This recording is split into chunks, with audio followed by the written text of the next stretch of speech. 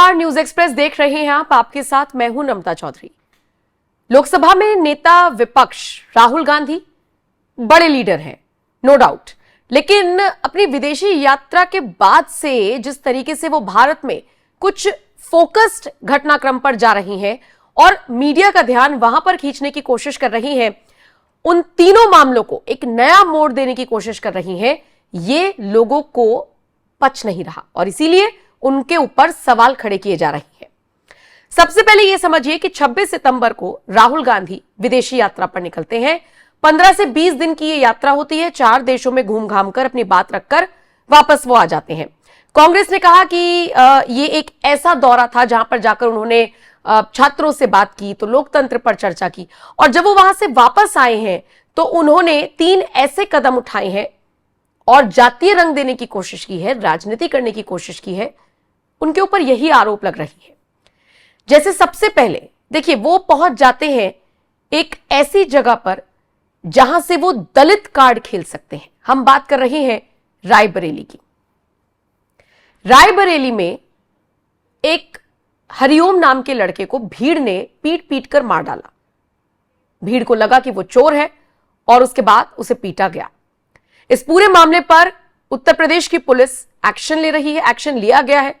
अब तक कई गिरफ्तारियां हो चुकी हैं, लेकिन फिर भी राहुल गांधी न्याय की मांग कर रही हैं।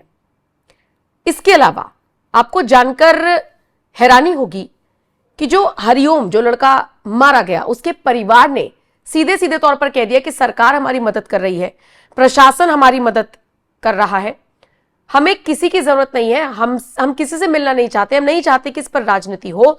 बावजूद इसके पहुंचते हैं राहुल गांधी फतेहपुर जिले, जहां पर पूरा परिवार रहता है।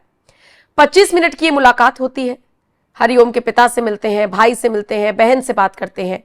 परिवार ने बाकायदा वीडियो जारी कर कहा कि वो राजनीति नहीं चाहते, फिर भी राहुल गांधी सांत्वना देने के लिए पहुंच जाते हैं। फिर मीडिया के सामने तमाम तरह के वो आरोप लगाते हुए नजर आते हैं और दलित कार्ड खेलने की कोशिश करते हैं। और आज मैं यहाँ आया हूँ जी,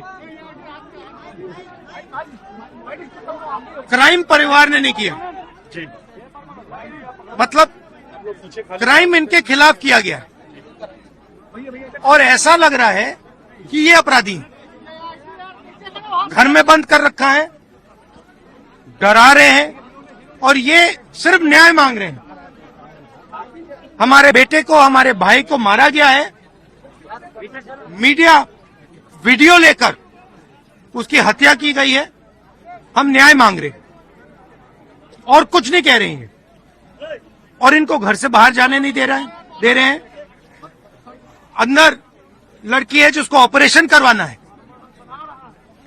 वो ऑपरेशन नहीं करवा पा रही है क्योंकि सरकार ने उनको बंद कर रखा है। पूरे देश में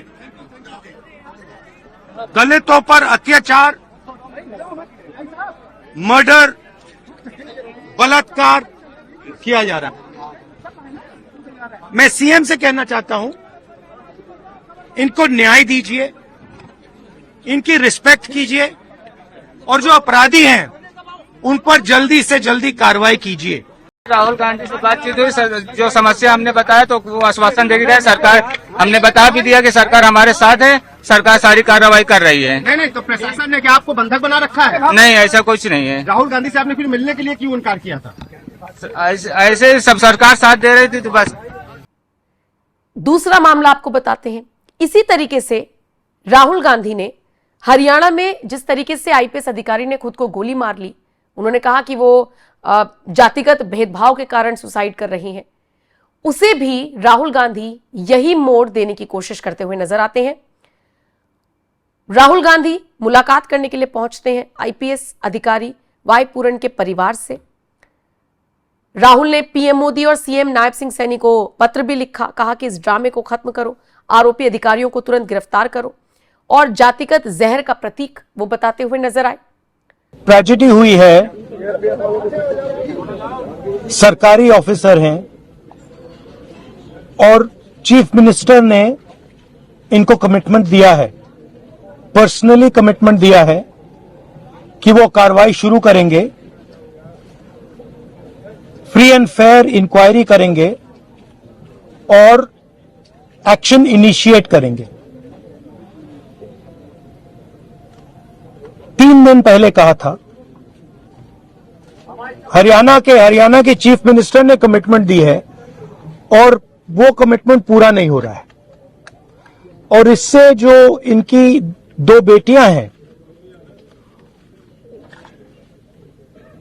मां पर, बट स्पेशली बेटियों पर जिन्होंने अपने पापा को खोया है, उन पर बहुत प्रेशर, बहुत दबाव, डिस्टर्बेंस हो रही है। दलित कपल है और यह बिल्कुल क्लियर है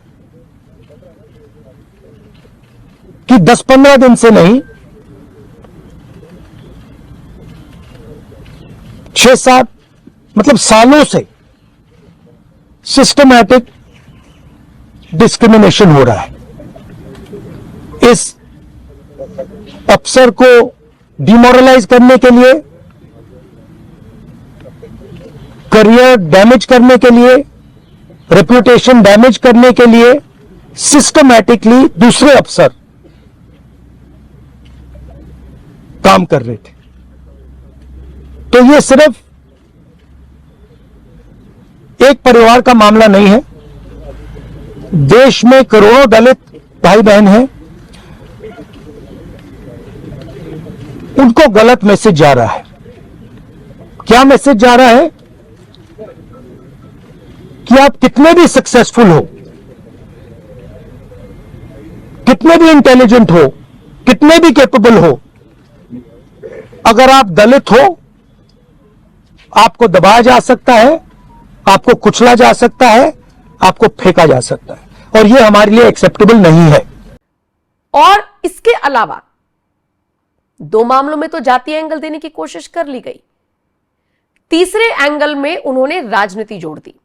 हाल ही में जाने माने सिंगर जुबिन गर्ग की मौत हुई थी और ऐसे में राहुल गांधी पहुंचते हैं, परिवार से मुलाकात करने के लिए उनको सांत्वना देते हैं।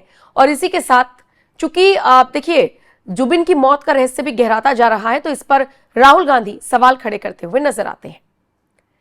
राहुल गांधी की विदेशी यात्रा के बाद ये जो तीनों घटनाक्रम हुए, इनको लेकर सोशल मीडिया पर सवाल उठाए जा रहे हैं। सवाल इसलिए कि देश में और भी कई मुद्दे हैं और जब परिवार खुद मना कर रहा है तो फिर वो क्यों मुलाकात कर रहे हैं। जैसे बालियान नाम के एक यूजर ने लिखा, विदेश से आने के बाद अब तक राहुल गांधी ने 3 पब्लिक कार्यक्रम किए।